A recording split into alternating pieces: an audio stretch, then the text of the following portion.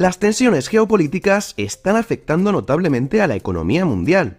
En una decisión histórica, el Banco Central Europeo ha bajado recientemente los tipos de interés, del 4,5% al 4,25%.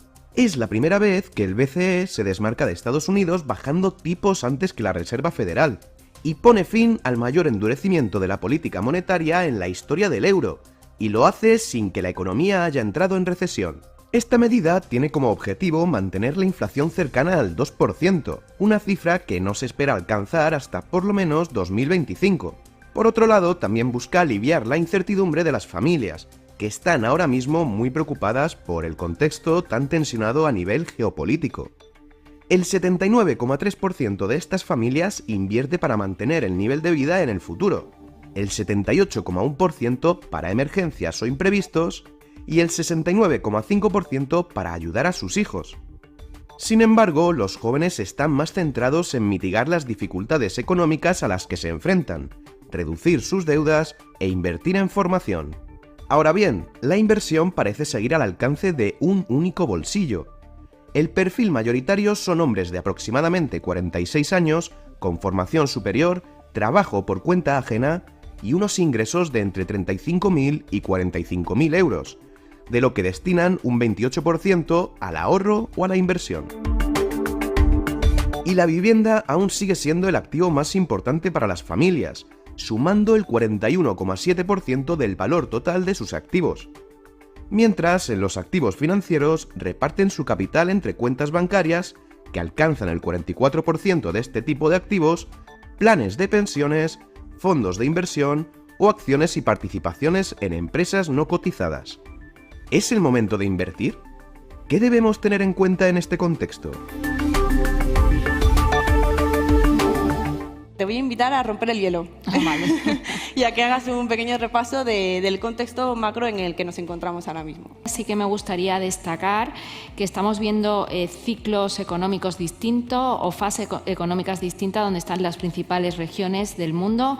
Vemos Estados Unidos que desde nuestro punto de vista va a iniciar una fase de desaceleración económica, la eurozona ha iniciado una fase de recuperación económica, de expansión, con también mucha divergencia entre sus Estados miembros. Y por último, pues China, con ese crecimiento que se va a situar en el 5%, pero que es fruto en gran medida de todos esos estímulos fiscales, todas esas medidas de apoyo, de industrialización que está desarrollando el gobierno chino, que va a tener consecuencias a futuro desde el punto de vista de la propia senda económica, hacia una senda económica donde no se están solucionando los problemas estructurales que tiene la potencia asiática, y luego destacar en el que surgen nuevos actores económicos, nuevos países que yo creo que hay que seguir y que abren oportunidades de inversión. No solamente me estoy refiriendo a India, me estoy refiriendo a toda la zona del ASEAN, también incluso países que están tomando decisiones muy interesantes desde el punto de vista de la inversión, como puede ser Arabia Saudí o Emiratos Árabes, o que no podemos dejar de mirar a México o a Brasil.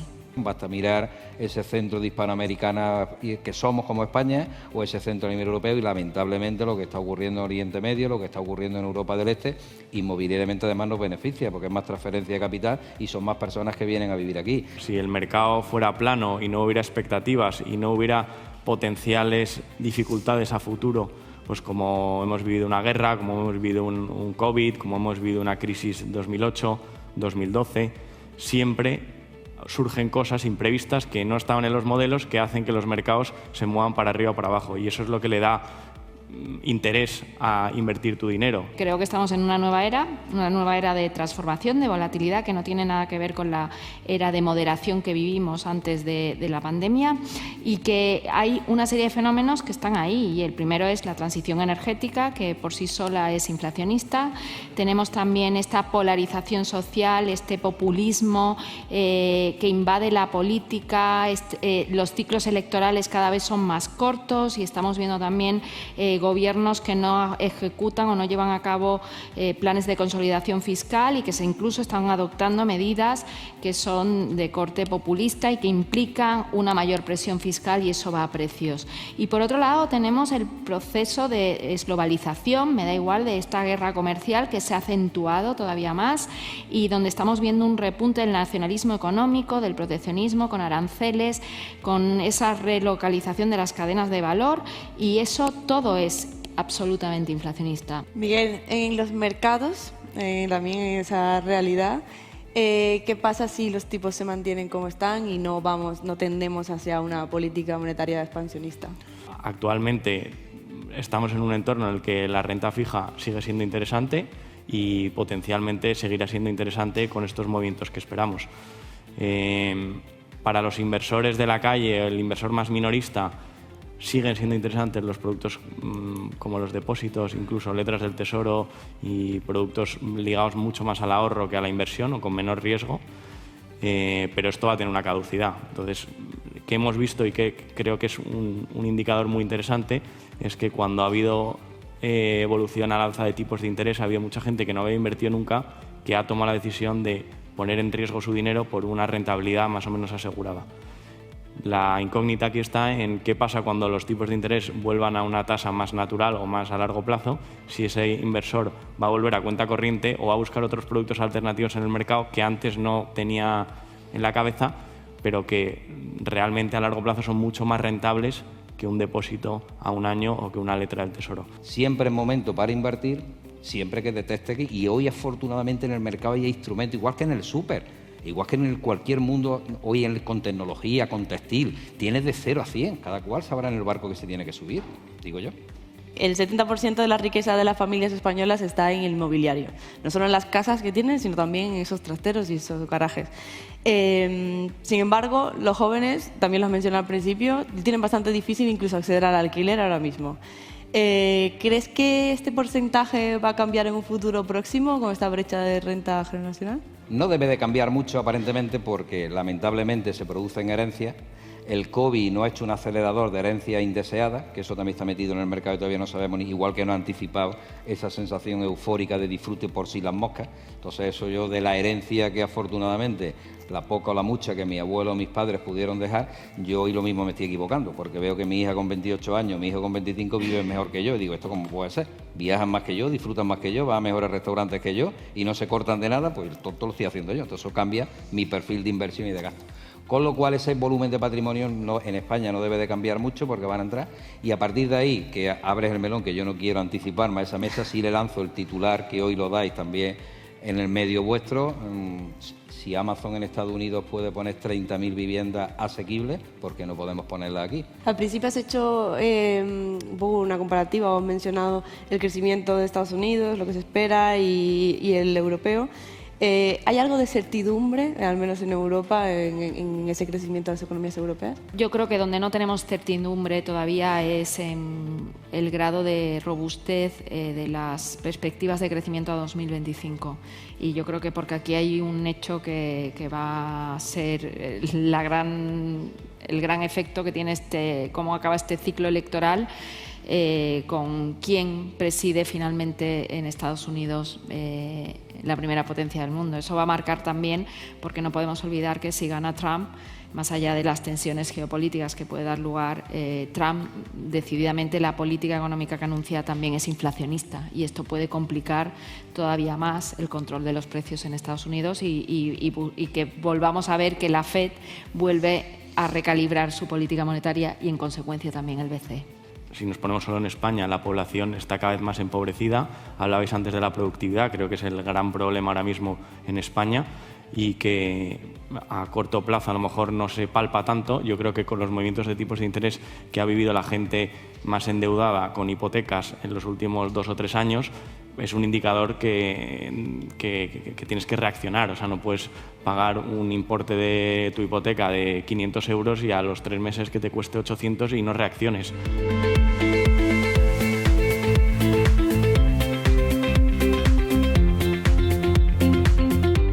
¿Qué opináis ¿Y cómo creéis que ese contexto macroeconómico que nos han dibujado impacta en el inversor? A la hora de invertir, el ahorrador tiene que tomar decisiones pensando, yendo más allá de las previsiones, sino sobre todo parándose, creando un plan de ruta, una hoja de ruta clara, haciéndolo, como bien explicaban antes, con un profesional de la mano, con un profesional al lado, que te ayude a convertir esos objetivos reales, que puede ser desde la compra de la vivienda que te apetece el día de mañana en la playa hasta dejar de trabajar el día de mañana, que lo hagas con un foco muy concreto y con una planificación, que no pierdas esa hoja de ruta. Tiene que tener una meta, tiene que tener claro por qué necesita ahorrar, por qué necesita invertir y también cuál es el nivel de conocimientos financieros que tiene. En función de ese perfil, una vez que nos conocemos, estamos preparados para invertir. Y estamos sobre todo preparados también para mantenernos invertidos independientemente de los vaivenes que atraviesan los mercados precisamente por estos cambios del contexto macroeconómico. Dar por hecho que es difícil acertar con el entorno macro que vamos a tener no quiere decir, bajo ningún concepto, que no debas tenerlo en cuenta para decidir. Esto es como Eisenhower, ¿no? Ir a una batalla sin plan es un suicidio, aunque el plan dure 10 minutos. O sea, porque cuando tú elaboras un plan no se trata de acertar, se trata de que vas a establecer distintos catalizadores que crees que van a desarrollar determinados escenarios. Y en ese estudio de los catalizadores es donde nacen las ideas de inversión. Los españoles solo destinan el 25% de su riqueza a activos financieros. El resto es inmobiliario. Casi la mitad se focaliza en cuentas corrientes y en depósitos. Tengo que preguntaros, ¿qué perspectivas veis para el segundo semestre? ¿Cuál es vuestra estrategia no solo para captar, sino también para intentar retener a esos clientes que llegan vía depósitos? Yo creo que el hecho de que el 75% sean inmuebles, el 25%, yo no sé cuál sería la regla adecuada, porque depende obviamente de cada uno de los inversores, pero posiblemente haya demasiado peso sobre la parte inmobiliaria. Yo creo que la clave, primero, por un lado, está en hacer entender también al clásico inversor español que ha invertido en inmuebles hasta ahora que no todo es la rentabilidad, primero, que también es importantísima la liquidez. Hemos mejorado muchísimo en cultura financiera gracias a divulgadores, gracias a los medios, gracias a las entidades financieras, gracias al trabajo de los asesores. Entonces, hoy en día sí que existe ya esa demanda y ese hábito por parte del inversor de buscar rentabilidad más allá del depósito y de que haya un tipo positivo. Entonces, yo creo que siempre, existiendo o no depósitos, tenemos que dar alternativas. En Evo damos alternativas, damos acceso a un catálogo muy amplio de fondos de gestión activa, tenemos un catálogo de más de 2.000 referencias en ETFs, tenemos unas comisiones muy competitivas en el mercado de renta variable de Estados Unidos, tenemos el plan de inversión inteligente que también permite hacer planificación de la jubilación, planificación sucesoria, un seguro de vida ahorro, y todos esos productos tienen demanda por parte de nuestros clientes.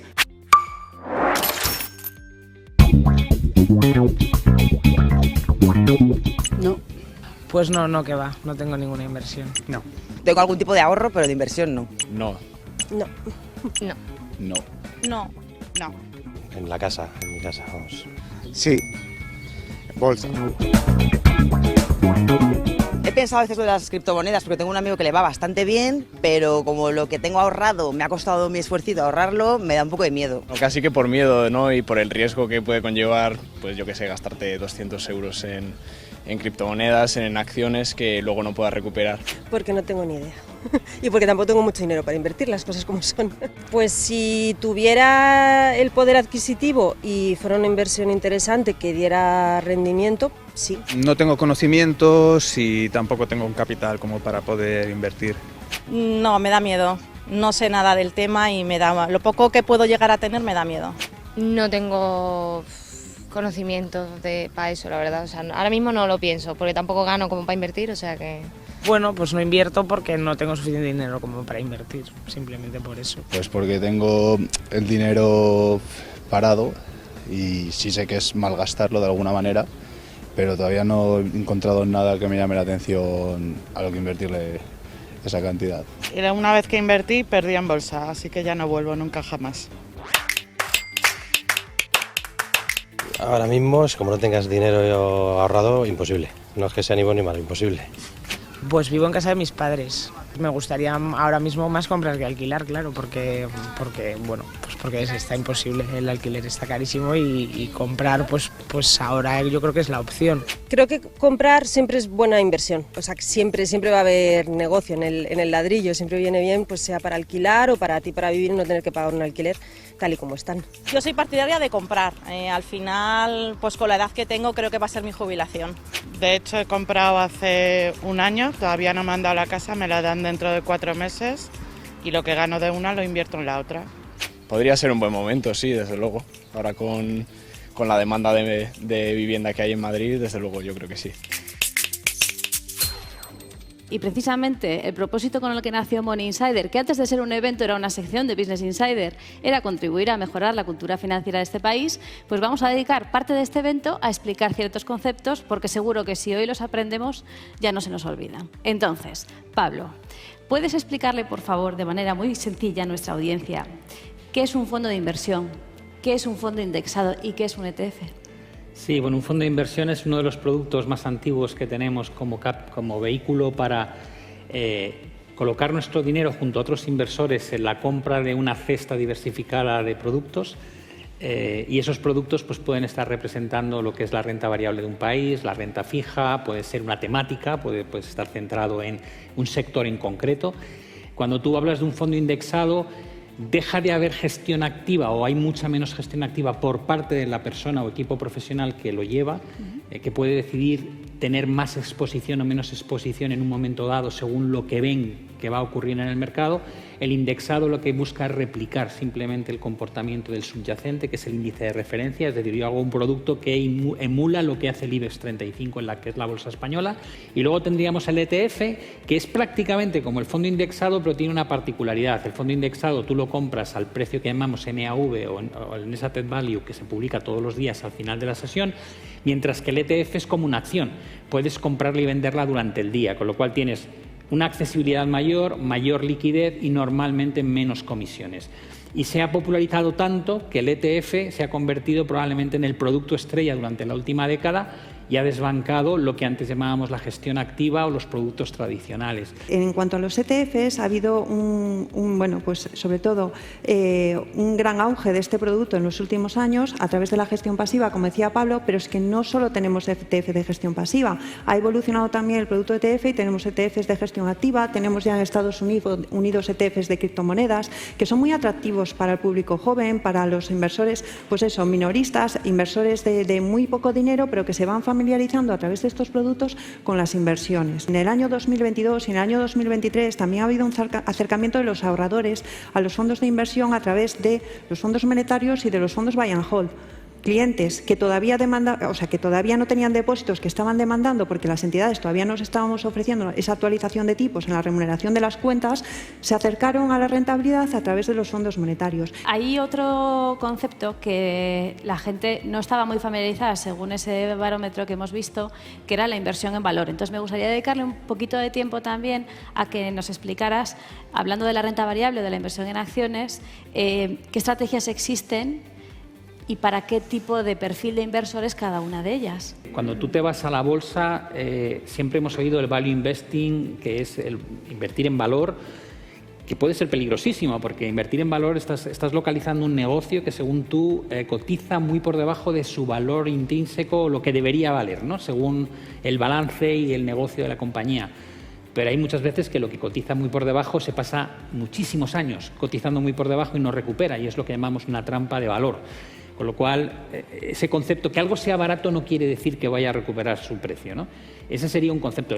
Cuando hacemos inversión en crecimiento, compras cosas que están caras, pero es que tiene una expectativa de que va a seguir creciendo. Nvidia sería el ejemplo perfecto, ¿no? Dice, Nvidia está carísimo, y dices, ya, pero es que va a dominar el mundo de todo lo que es la fabricación de tarjetas y chips para el uso de la inteligencia artificial durante los próximos años, por tanto apuesto en esto, y te puede salir muy bien. O te puede salir como Tesla, ¿no? Que en 2021 iba a ser el líder de los coches eléctricos y de la conversión a la economía verde, y te sale de repente un competidor como China y te obliga a bajar 7 veces los precios en un año y ha bajado un 50% en bolsa. Entonces que hay que tener mucho cuidado con esas apuestas de lo que va a ser el campeón, ¿no?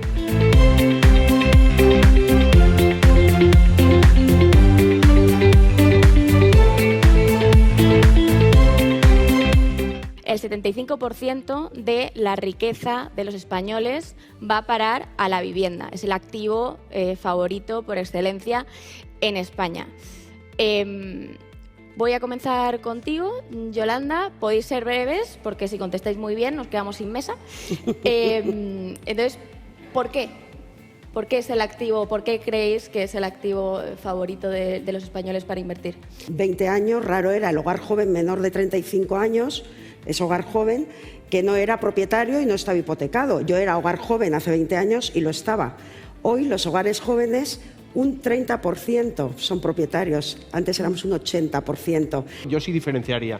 Los españoles somos propietarios de activos, se revaloricen o no, por necesidad. Y luego ya está el mercado de inversión de verdad, donde ahí ya las cosas son diferentes. El sector de la vivienda es la industria financiera más importante en el mundo, también en España. Y luego hay unos componentes que ya son históricos, es decir, nosotros venimos del derecho romano. O sea, el derecho romano nos impuso casi una forma de vivir y somos latinos. Entonces, donde también hay una diferente cultura financiera de los sajones, pues aquí que quizás tenemos otro concepto de vida, pues hace que más que invertir ahorremos en nuestra vivienda. A finales de 2021 el tipo mínimo hipotecario estaba en el 1,38%, ahora mismo está en el 4%. ¿Qué compensa a una persona que quisiera pedir una hipoteca para los próximos, o sea, en los próximos meses? ¿Qué tipo de interés le compensaría más o si quisiera cambiarse? Le convendría una hipoteca mixta, porque yo creo que si en la mixta te dan tipos que estén por debajo del 3, 3,5, es donde va a estar el Euribor más el diferencial. Todo lo que esté por debajo del 3% en los primeros años fijo va a ser estar bien financiado estos 2, 3 primeros años. Y en mi opinión, luego una fija. Sería una mixta al revés. Luego fija, porque creo que efectivamente un poco lo anticipaban en la primera mesa, ¿no? Las presiones inflacionistas están ahí, la FED no ha bajado, el BCE ha hecho la primera bajada, pero no significa ni que vayan a ser muchas ni muy contundentes, con lo cual probablemente nos encontremos no igual de vertiginosa la subida que ya hemos tenido, pero que haya ciclos más cortos, ¿no?, de política monetaria y más acomodaticios, porque los cisnes negros ahora son los que pueblan todo. La generación anterior a la mía tenía unas hipotecas al 15, al 20% y no pasaba nada. Es decir, de tipos. De tipos. Sí, pero es que lo dices y me suena tan marciano no pasaba nada. Es decir, y se iban al banco hipotecario, que era un banco estatal, para intentar bajarlas y hacerlas al 10. O sea, cada uno se encuentra un poco en su correspondiente ciclo. De verdad que yo de esto no sé, con lo cual no puedo recomendar, pero sí es verdad que entiendo que el Euribor, por una cuestión macroeconómica, donde los alemanes, sus promotoras y sus bancos tienen dificultades, pues muy probablemente ahí estemos establecidos y que habrá durante cierto tiempo que estemos en los tipos que nosotros nos manejamos en la actualidad, que estemos en los 3, 3,5 durante mucho tiempo.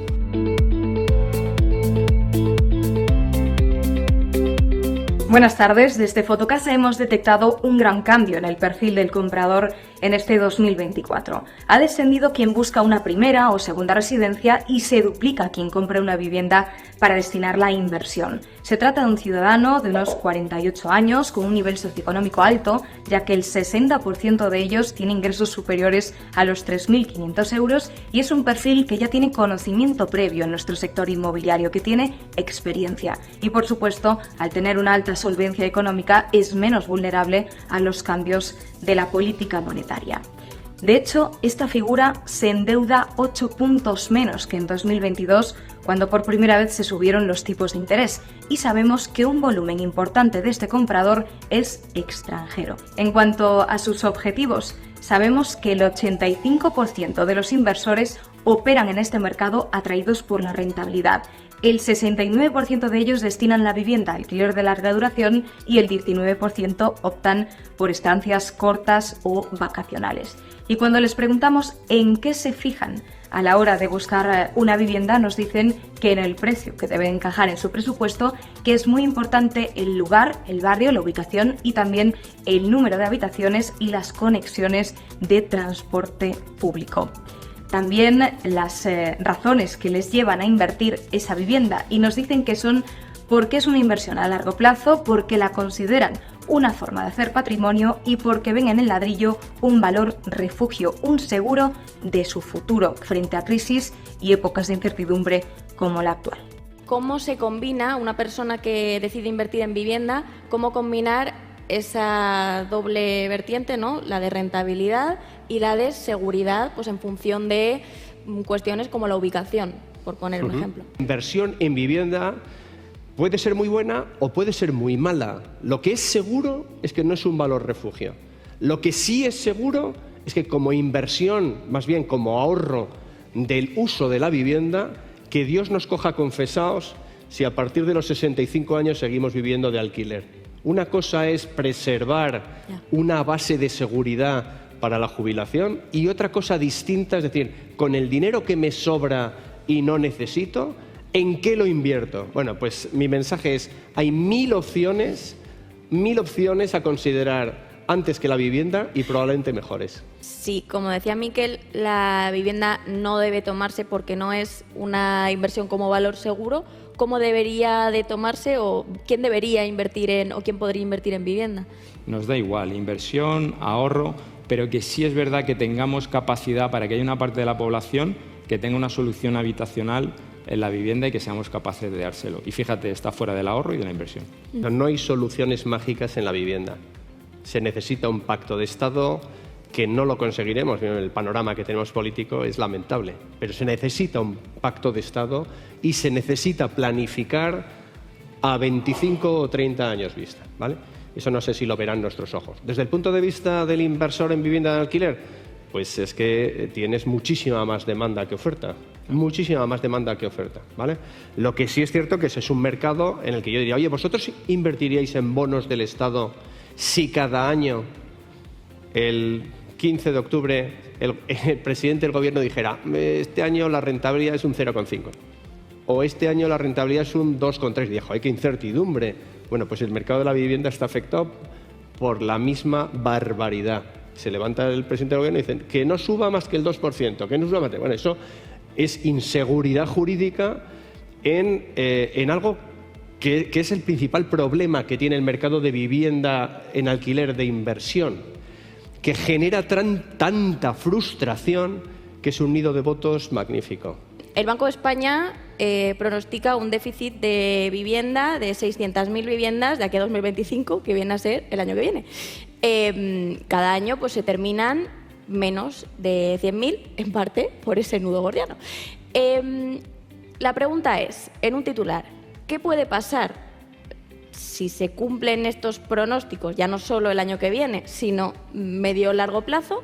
Y como estamos en unas jornadas sobre inversión, pues si nos podéis dar un consejo de inversión, de ahorro, porque, bueno, tomando tu legado de que la vivienda no es inversión, podéis modificarlo. Hay más demanda que oferta. En Madrid la vivienda subirá en el corto plazo. En el medio y largo plazo depende de muchos otros factores. Recomendación de inversión personal, pues dedica 2/3 de lo que te sobre, de lo que no necesites, a inversión financiera, y si con el tercio que te queda puedes comprarte algo inmobiliario, con muchísimo cuidado con la hipoteca que pidas. Una hipoteca mal estructurada es un arma de destrucción masiva, pues arrójate. Ha habido un cambio estructural tal que está muy sobrevalorada la obra nueva. Quiero decir, si se venden 600.000 viviendas en este país y se fabrican 80.000, 90.000 de obra nueva, es porque ahí hay una oferta de segunda mano. En una de las mesas comentaban las herencias, 250.000 viviendas al año de herencias. Es decir, yo creo que hay un cambio estructural donde la obra nueva, por supuesto, casi puede tener margen de llegar al doble, de esas 80, 90, pero no va a tener el protagonismo que tuvo antes de la crisis y que tuvo en otras épocas, ¿no? Va a haber una demanda de segunda mano, que por eso también se está invirtiendo, para luego ponerla en el mercado, y eso ya es segunda mano. En el momento que hay una transmisión ya no es obra nueva, ¿no? Y por otra parte, rentabilidad de alquiler, estoy de acuerdo con ellos, hay rentabilidad, y ahí sí que también quería utilizar un término que no se utiliza mucho. Cuando hablamos de rentabilidad del alquiler, pensamos en la renta mensual de alquiler multiplicada por 12 y dividida entre el precio de la vivienda. No es así, hay que pensar en la rentabilidad financiero-fiscal. El alquiler más rentable es el de la vivienda habitual. En Madrid un 20% más rentable que la vivienda turística, solo porque te puedes desgravar el 50% de los ingresos de los inquilinos.